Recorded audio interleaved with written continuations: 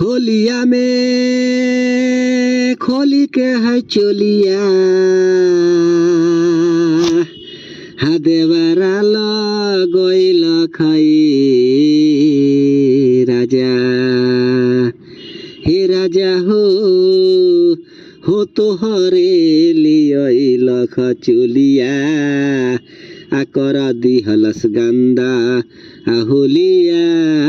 कथी खेलबहु हे राजा हो तोहरे लियल खचुलिया आकर दिहल गंदा होलिया कथी खेलबहु होलिया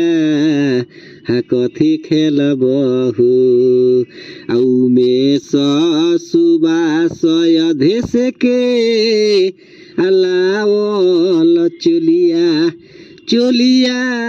गंदा कोइल कहे हे राजा पवन खेसा के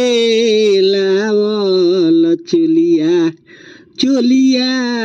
गंदा कोइल कहे हे राजा लंका में रावण होली खेले